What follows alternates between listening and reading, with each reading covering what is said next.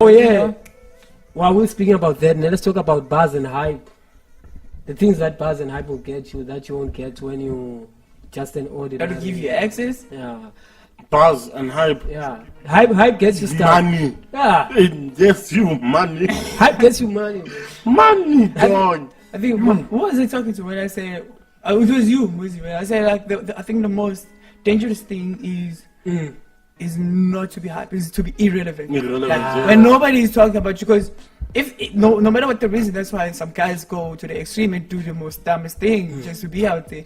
So long you got people talking. Do you know what's my fear right now? It's like you work so hard to build your name and get your name out there, and then you get to a point where people know you and get bookings. And now, to some people it doesn't last, and now you always think about the next move, how you can rebrand yourself or how you can do certain things. Don't lose yourself in the process, but always try and find like new ways of that compromise. You always have to reinvent, adapt. Adapt or die. That's unfortunately, as true as saying it is, it came from messed up circumstances. But as a DJ, man, you have to adapt. As an entertainer, as an artist of any form, you have to always adapt if you want to stay relevant. See now, still being true to yourself. Yeah, that's why this is gonna be a whole conversation. Snoop Dogg is still selling records. Man, that guy's been in the industry since you niggas were born. Would you say he adapted? He adapted. I feel like people gravitated to Snoop. No. The thing is, he's got a timeless style, but he's always adapting. Even that when he started making electro music with David Guetta, adapting because he knew. And teaming up with Wiz Khalifa. He teamed up with Wiz Khalifa at some point. Okay, I'm gonna tell you somebody who I thought was adapting to solistic music, and shout out to Shimza. Right now, listen to the recent mixes that Shimza cut, and listen to the early YTKO YFM mixes he used to cut. Sure.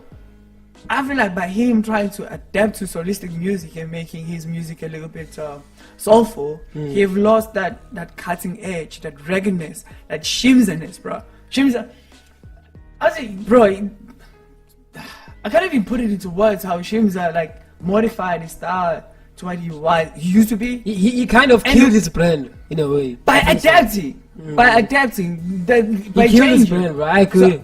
Because there was this gig, he was playing at this gig, I think, last year. After the BFS were playing it. The day after there was a gig at Galani. Not too many people pitched because they didn't even know who Shimza is. That's like ridiculous, bro, because Shimza used to be like the man. Shimza used to be the man, and I feel like if he didn't change his style, he would still be up there.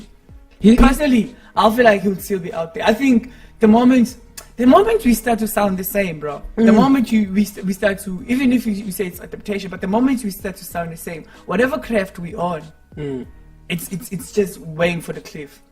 The thing is, what you guys need to understand is that it probably wasn't entirely his choice, because being a signed artist, you're supposed to fulfill a certain quota. And because you have to fulfill this quota, you have to now change your style.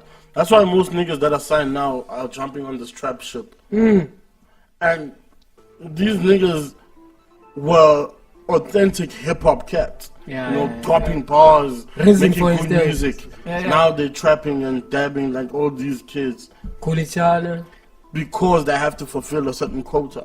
And that's the trap that Shimza fell under. That's why it's always important to always be independent or get the best deal when you get signed.